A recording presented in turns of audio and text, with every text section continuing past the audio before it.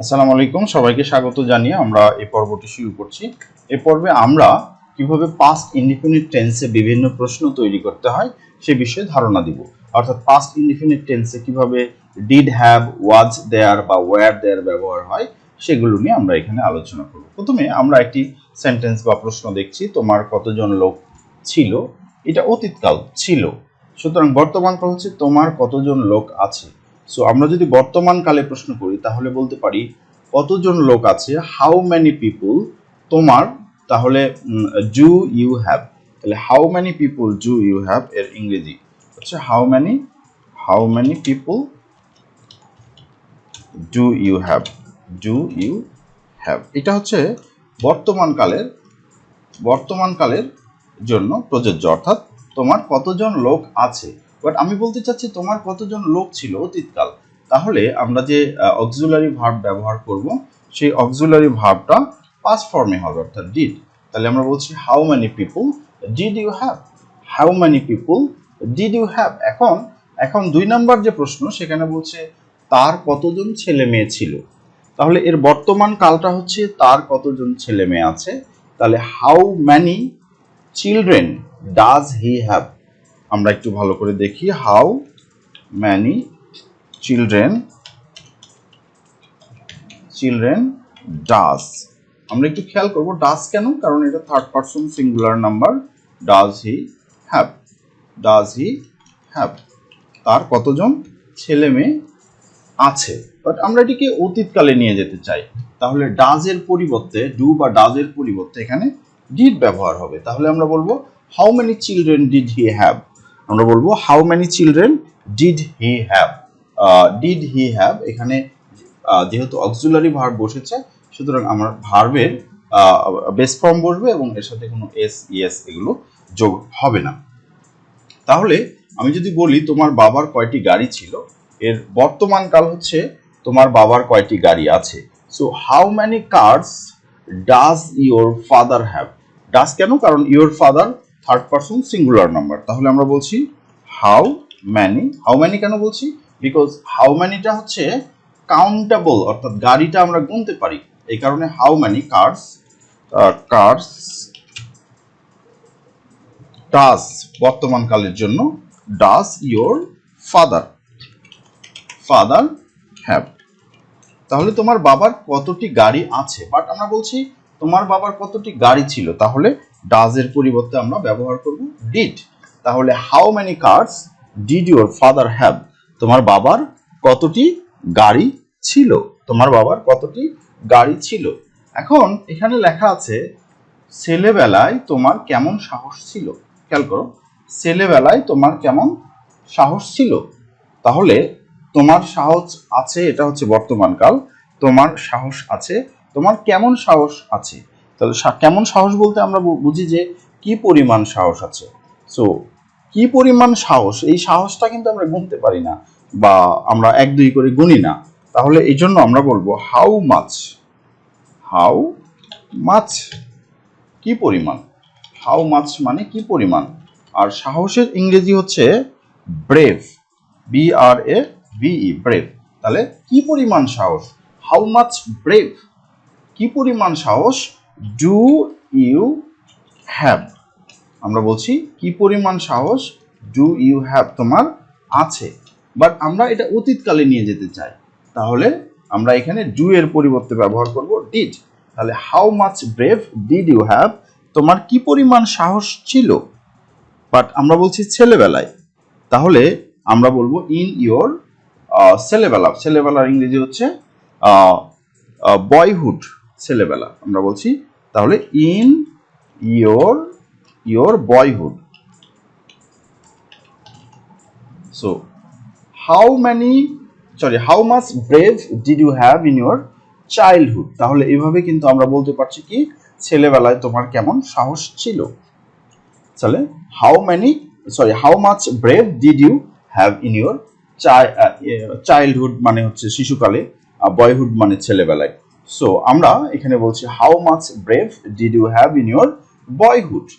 আমরা তোমার ছেলেবেলায় কেমন সাহস ছিল এর ট্রান্সলেশন করতে পারলাম।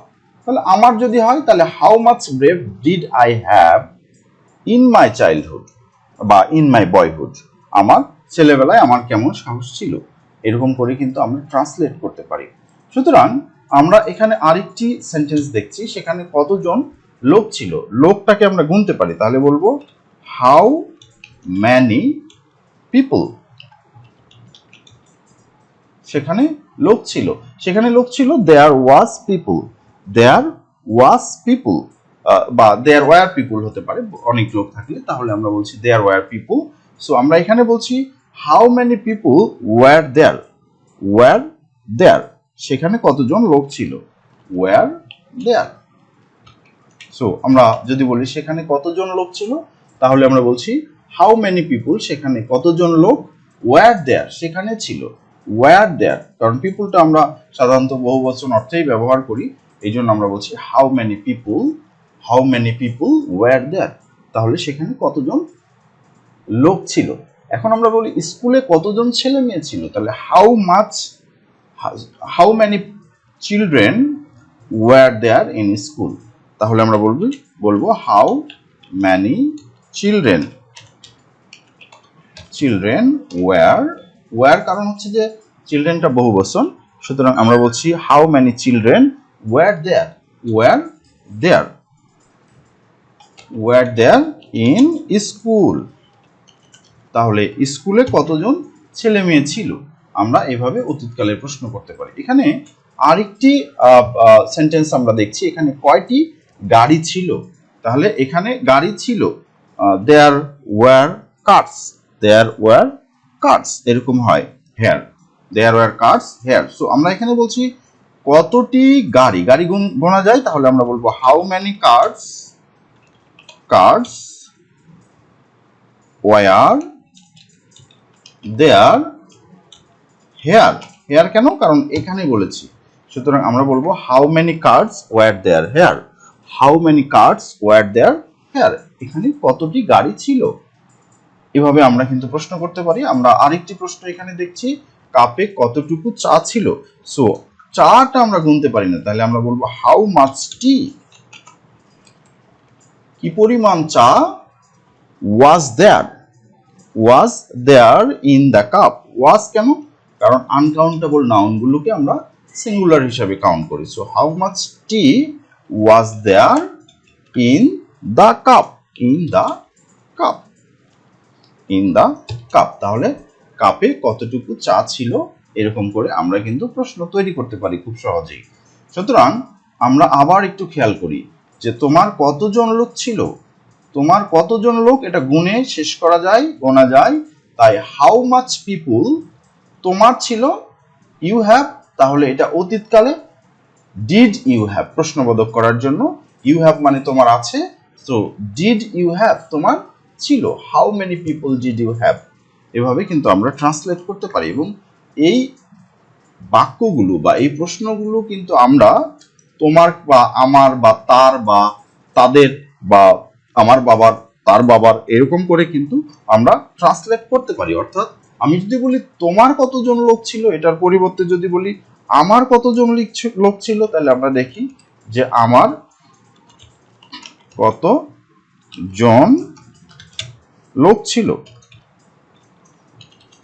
তাহলে এবার তোমারের জায়গায় আমরা আমার বলছি, তাহলে আমার কতজন লোক ছিল, তাহলে এর ইংরেজি হচ্ছে how many people, how many people did I have, did